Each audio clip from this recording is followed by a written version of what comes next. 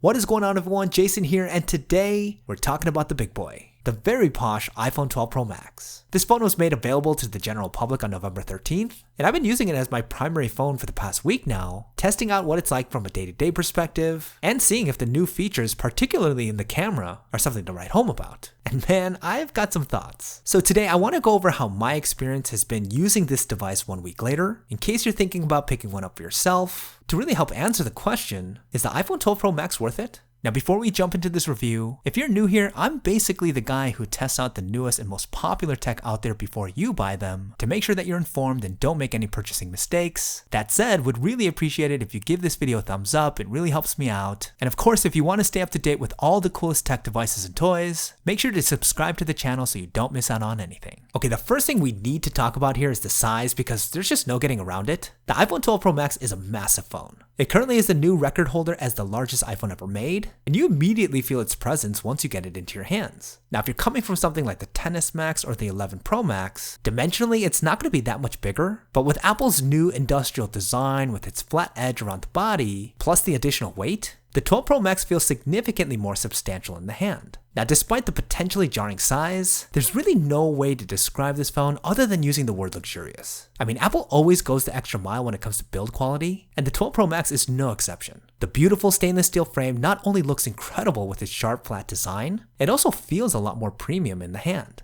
Now, no lie, it does attract a ton of fingerprints, which I know sucks, but after a week of using this phone, I realized that the stainless steel makes it a lot easier to grip this device, which is pretty important considering the phone's size. You get no gap between the frame and the front and back glass panel, and the frosted satin finish Apple brought back with its super clean centered Apple logo. I mean, you could stare at this phone all day and not get tired of it. It's truly a piece of art. That said, much like anything that well put together, your instinct is going to be wanting to protect it. And I would definitely recommend using a case for this phone. There's just way too many factors involved that would make your chances of dropping it a lot higher than other phones that you might be used to, but that kind of makes the size issue even more of a possible problem. With the Apple leather case on, this phone is truly massive, and it's not going to be the right phone for you if you prefer something lighter, more compact, and easier to operate. You're gonna need two hands for most of the actions on the 12 Pro Max, and pocket space is really gonna be put to the test. But what you get in return is probably one of the best content consumption user experiences available on a smartphone today. The 12 Pro Max is equipped with a gigantic 6.7-inch OLED display, and the screen is the most immersive one to date on any iPhone.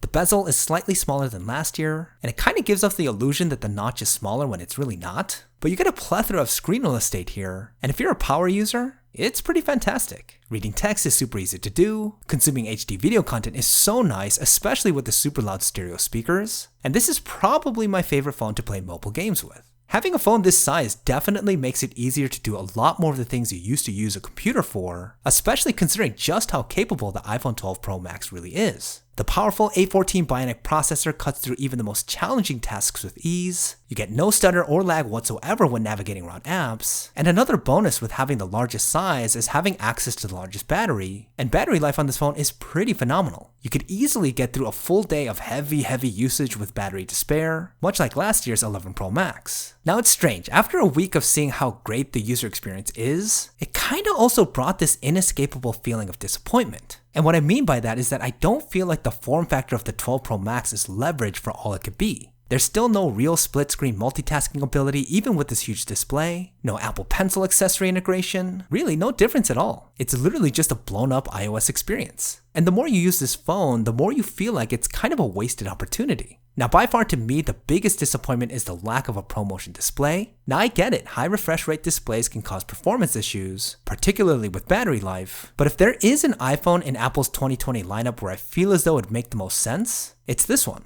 With the larger battery and more RAM, I'm confident the 12 Pro Max could have handled a higher refresh rate, and having one on a display this big would make this phone truly a game changer, and could help justify it having the highest price tag. Again, it's weird because I'm not complaining about anything wrong with the phone's current setup, but I am left thinking a lot of what could have been. And I thought maybe something that could help me feel like I have a more exclusive device this year would be the camera upgrades that are exclusive to this phone. The primary wide-angle camera sensor on the 12 Pro Max is still 12 megapixels, but it's 47% larger than what's on the 12 and the 12 Pro. You get a 2.5 optical zoom as opposed to 2, plus it's equipped with Apple's new sensor shift stabilization. Now, a larger sensor means that it should be able to take in more light for higher quality photos, particularly in low light conditions, and the sensor shift stabilization should make it a lot easier to get sharper stills and buttery smooth video even when on the move. And I want to start by saying, as to be expected, both the photos and videos coming out of the 12 Pro Max are pretty exemplary. Apple has really stepped it up with computational photography, and this year's image processing seems the most refined. Starting with the front-facing camera, the selfies come out crisp and natural. This phone, in my opinion, does portrait shots the most organic and clean, and Apple does really well with color accuracy, particularly with skin tones. Front-facing video is also best in class, and it puts Apple so far ahead of the competition here. Now, the photos coming out of the cameras on the back are also great. Images come out tack sharp, you get punchy, vibrant colors, get really consistent color reproduction between the 3 focal lengths, and the added zoom is actually a nice to have, as I do enjoy the occasional macro shot.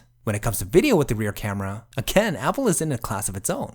This phone can shoot 4K video in 10-bit Dolby Vision HDR at up to 60 frames per second, which is pretty ridiculous considering that's a feature that's often found in really expensive cinema cameras. And look, most people are not going to know or care about the format in which this phone can shoot video, but you can take some truly incredible footage with this phone, and just having this capability is testament to the A14's monstrous strength. Now here's the thing, no doubt the 12 Pro Max cameras perform really well. But do the extra goodies that come with this particular package make it better than the other iPhones introduced this year? Well, in order to test this out, I compared it to some photos and videos coming out of the cheaper $699 iPhone 12 mini. And I'm going to give it to you straight. When it comes to still images, I really can't notice much of a difference at all. They're seriously almost identical, especially when in ideally lit environments. Even in low light conditions, I'm not seeing a difference large enough where most would be able to identify which photo is coming from which phone, which is kind of discouraging. Even video from a quality and stabilization standpoint is extremely comparable to each other. There's really nothing here that I would say clearly differentiates one sample from the other. So even though it's only been a week of using this phone, which I know isn't a lot of time, if you're looking to get the 12 Pro Max mainly because you think it's going to be noticeably better than the rest of the iPhone lineup in terms of cameras, it's not. It's as simple as that.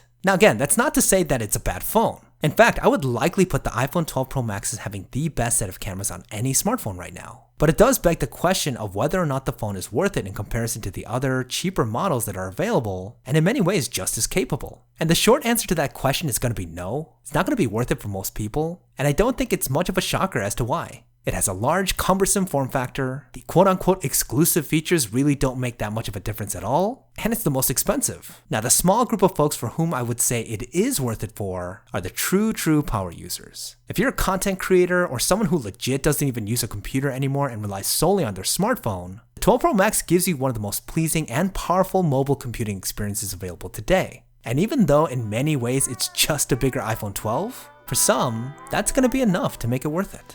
Okay, that's about it for this review. Don't forget to leave me a thumbs up if you guys found it useful. Again, I'd really appreciate it. Check out these other reviews on Apple's newest iPhones if you're looking for more. Let me know your thoughts in the comments, and I'll see you guys in the next one.